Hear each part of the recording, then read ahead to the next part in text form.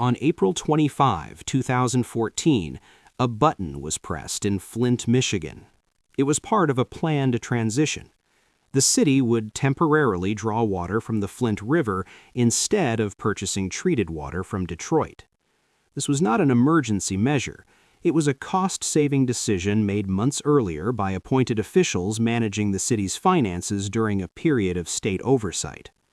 The Flint River had not been used as a primary drinking water source in over 50 years, but engineering assessments indicated it could be treated to meet federal standards. The water treatment plant was upgraded, staff were trained. On that April morning, the valve opened. Water began flowing from the river through the treatment facility and into the distribution system. Residents were notified through standard channels. The switch was presented as a temporary bridge to a long-term solution, a new pipeline to Lake Huron that was still under construction. City officials spoke at a small ceremony. Glasses of water were raised. The transition was described as a milestone. Nothing in that moment suggested what would follow. The next morning, water came out of faucets the same way it always had. Breakfast was made, coffee brewed, showers taken.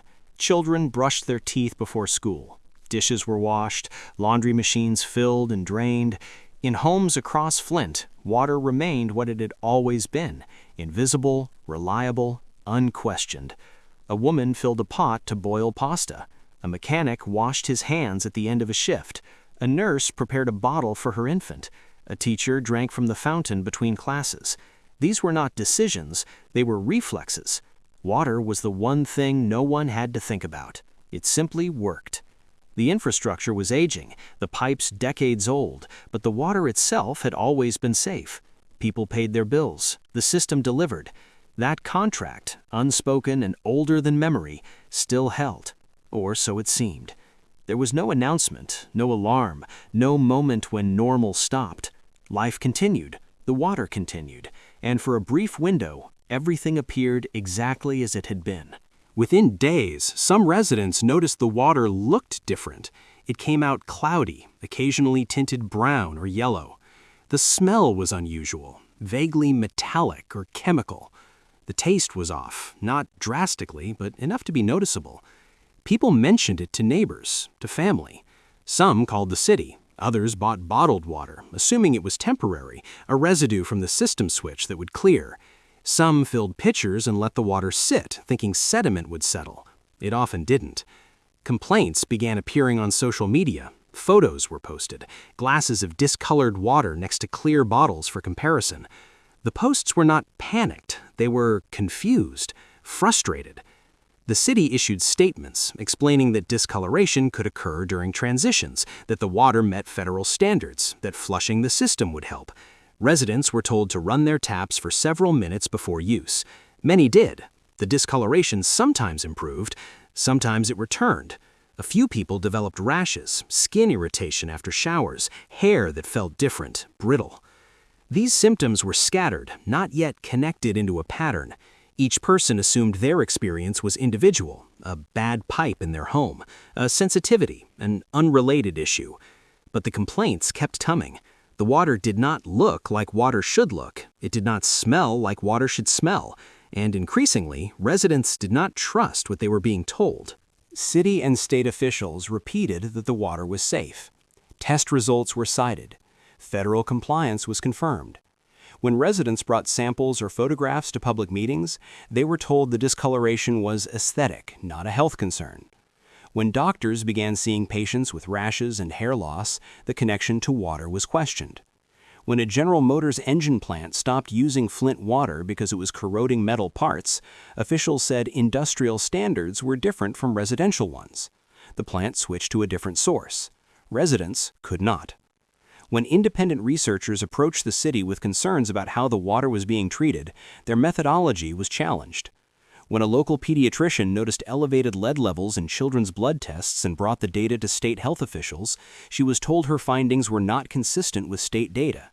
The state maintained that lead levels were within acceptable ranges. The doctor continued testing. Her results showed increases. She went public. State officials questioned her sample size, her conclusions, her motivations. Meanwhile, water quality complaints were logged and filed. Boil water advisories were issued for bacteria, then lifted, then issued again. Residents were told to boil water before drinking, but also that the water was safe. The messages were contradictory, technical, difficult to parse. Trust was not a binary switch. It eroded slowly, meeting by meeting, phone call by phone call, rash by rash. People began avoiding the tap. Those who could afford it bought bottled water. Those who couldn't made difficult choices. And still the message from officials remained consistent. The water meets federal standards. The water is safe. There is no emergency. The Flint River water was more corrosive than the treated Detroit water it replaced. This was a known property, documented in the chemical composition. Corrosion control treatment, a process using chemicals to create a protective coating inside pipes, was standard practice when a water source changed, especially for systems with aging infrastructure. Flint's pipes were old. Many were lead. Lead service lines connected water mains to homes throughout the city. These pipes had been installed decades earlier, when lead was standard. Under the previous water source, a mineral scale had built up inside those pipes, creating a barrier between the lead and the water. The new river water, more acidic and not treated with corrosion inhibitors, began dissolving that protective layer.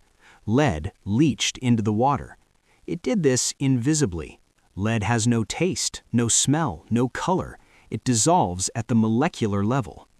Every time a tap was turned on in a home with lead pipes, water sat in those pipes, absorbed lead, and carried it into glasses, into cooking pots, into bottles, into bodies.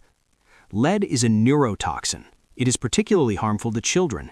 It affects brain development. It can cause learning disabilities, behavioral problems, lowered IQ. The damage is irreversible. There is no safe level of lead exposure for children. Adults are also affected, though differently. Cardiovascular problems, kidney damage, reproductive issues. The exposure was not uniform. Some homes had more lead pipes than others. Some used more water. Some let it run longer before drinking. But across Flint, for months, the water was contaminated, and people were drinking it, cooking with it, bathing in it, trusting it. In September 2015, researchers from Virginia Tech published a study. They had tested water from homes across Flint. The lead levels in some samples exceeded the federal action level. Some exceeded it by multiples.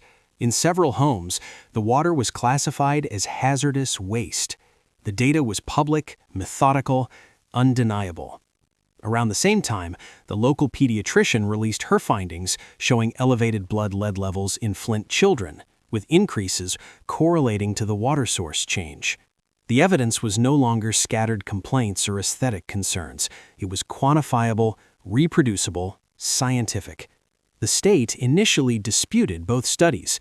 Then, under mounting pressure, officials conducted their own testing. The results confirmed what residents had been saying for over a year. The water contained dangerous levels of lead. In October 2015, the state acknowledged the problem. Flint was reconnected to the Detroit water system. The river water was turned off, but the damage was not reversible by switching a valve. The protective coating inside the pipes was gone. Even with treated water, lead continued leaching, though it reduced levels. Residents were told not to drink unfiltered tap water. Filters were distributed. Bottled water was trucked in. The National Guard arrived to help with distribution. A state of emergency was declared. Federal emergency management got involved.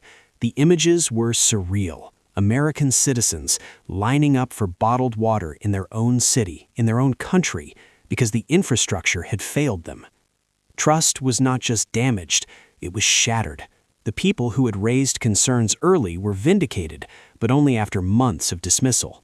The officials who had insisted the water was safe issued apologies, resigned, or faced investigations. And in homes across Flint, parents looked at their children and wondered what harm had already been done, what couldn't be undone. The physical repairs began immediately. Lead service lines were identified and replaced, thousands of them, connecting water mains to homes. The work took years. Crews dug up streets, sidewalks, front yards. Each home required excavation, disconnection, replacement, reconnection, restoration. By 2020, the city reported that all known lead service lines had been replaced.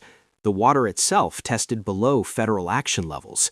The infrastructure, by measurable standards, was fixed, but infrastructure was only part of what broke. Children who were exposed during the crisis would carry the effects for life.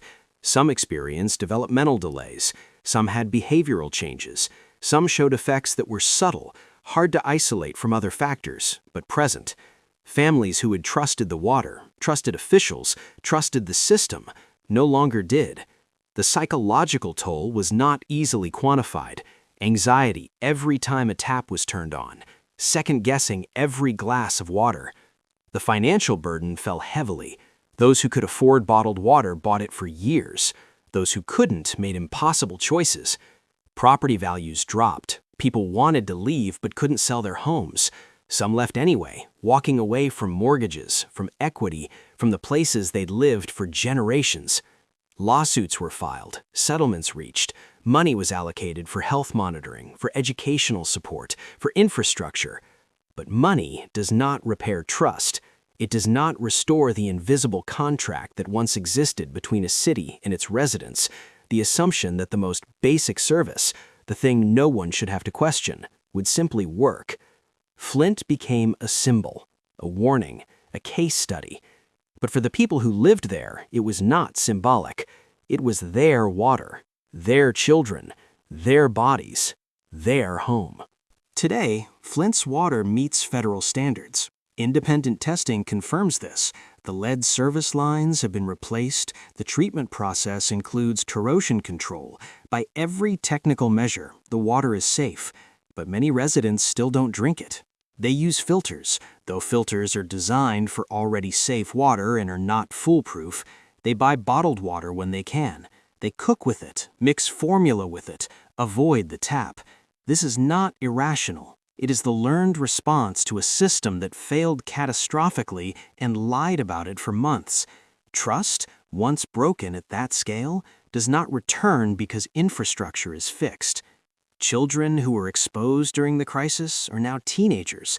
Studies continue to monitor their health, their developments, their educational outcomes. Some effects are measurable, some may not appear for years. The city has implemented monitoring programs, educational support services, health screenings. These are necessary. They are also an acknowledgement that the damage was real, that it persists, that it cannot be undone.